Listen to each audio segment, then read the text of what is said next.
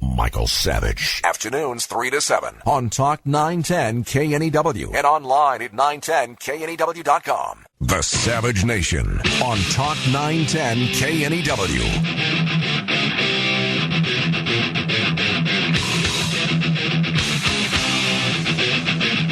Warning. The Michael Savage Show contains adult language, adult content, psychological nudity. Listener discretion is advised.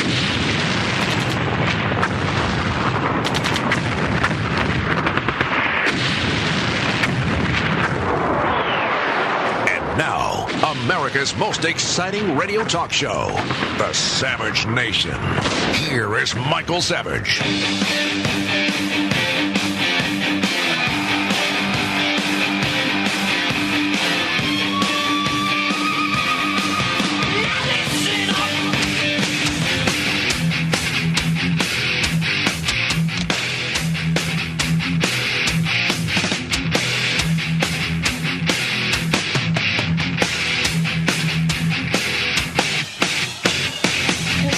Such as the talk radio host Michael Savage has said, we're getting refugees now who have never used a telephone, a toothbrush, or toilet paper. They will never assimilate. That's just a sampling of a lot of the inflamed rhetoric. And I was wondering what you think, what impact you think that type of rhetoric might have. Well, first of all, when I first came, I never used a toilet. There were no toilets in Vietnam. There were no toilet papers back in Vietnam. We used water. So I would fall into the category that whoever stated quite well. But I have assimilated and assimilated well. I believe. So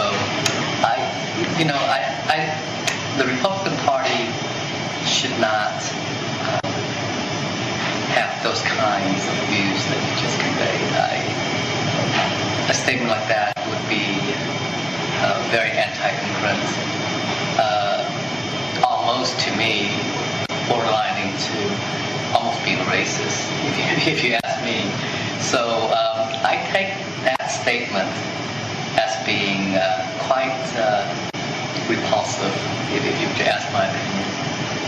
So I hope that the GOP will not tolerate those kinds of views and will not take those positions.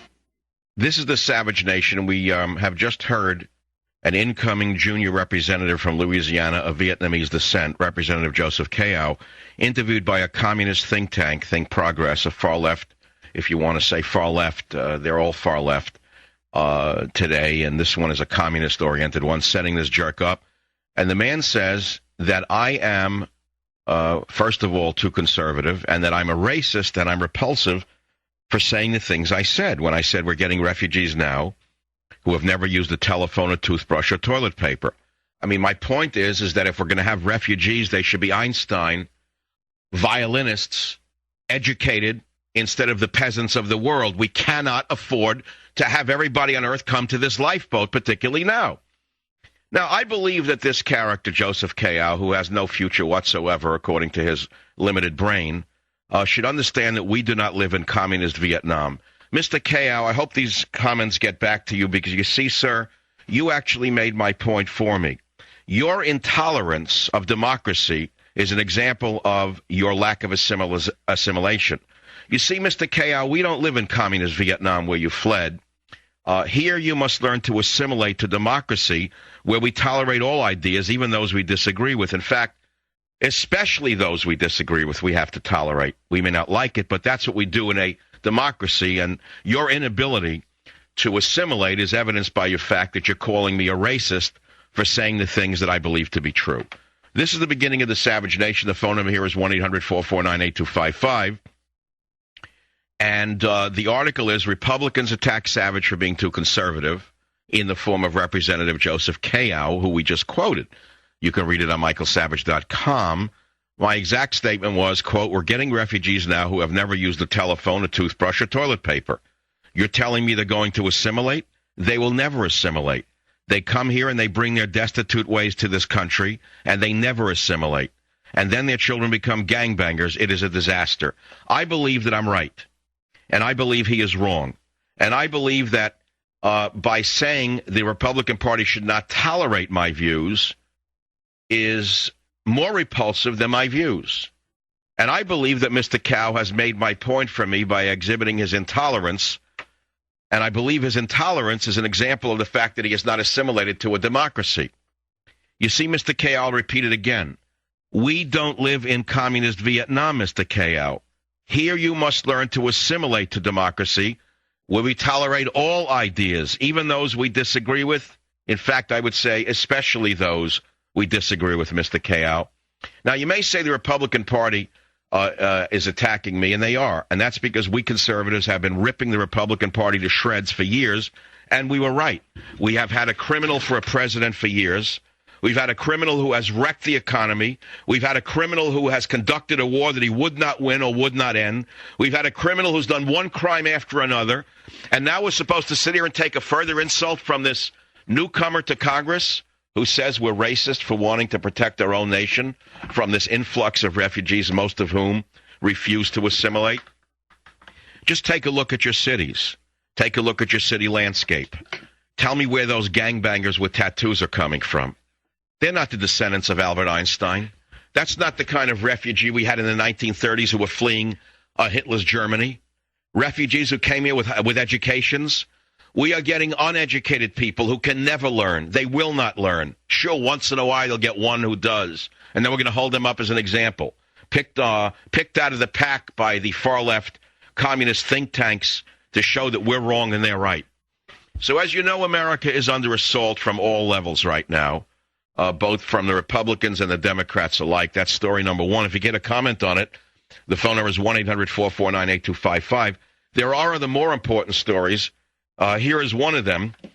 The person selected to be the nominee, actually he is the nominee to be running the Treasury Department, which is, as you know, a license to steal. The current Treasury Secretary is running the biggest Ponzi scheme in history. It makes Bernie Madoff look like a benevolent dispenser of wealth. In my opinion, our current Treasury Secretary should be in prison for 1,000 years for what he is doing, taking billions of dollars and giving it to his friends and not accounting for it. And whenever he's asked the question, he goes, he plays Mr. Peepers, never answers a question. The next one in line, it is disclosed today, is a tax dodger. President-elect Barack Obama's choice to run the Treasury Department and lead the economic rescue effort disclosed to senators today that he failed to pay $34,000 in taxes from 01 to 04. Wait a minute, it gets worse. The IRS actually nailed him to a cross on it. And he paid the taxes only because he was being nominated by Obama. This character, Geithner, also failed to pay self-employment taxes for money he earned while working for the IMF from 01 to 03. In 06, the IRS notified him that he owed $14,000 in self-employment taxes and $2,000 in penalties. That means he's already been done by the IRS. That means he's a tax dodger. So I actually say he's highly qualified to become Treasury Secretary. He's joining a very effete club of governmental appointees who are crooks, criminals, tax dodgers, and otherwise horrible human beings. So I say this should not stand in his way. Here's another one. It came out today that Clinton Hillary acted on behalf at least 6 times in governmental issues directly affecting companies and others that later contribute to Bill Clinton's foundation. This is astounding when you consider it. It's an astounding story that this woman would not have to withdraw from the appointment to the Secretary of State's position. And what's even more astounding is that the Republicans have rolled over to Hillary and will roll over to this guy, and have rolled over to Leon Panetta. There is no Republican Party at all.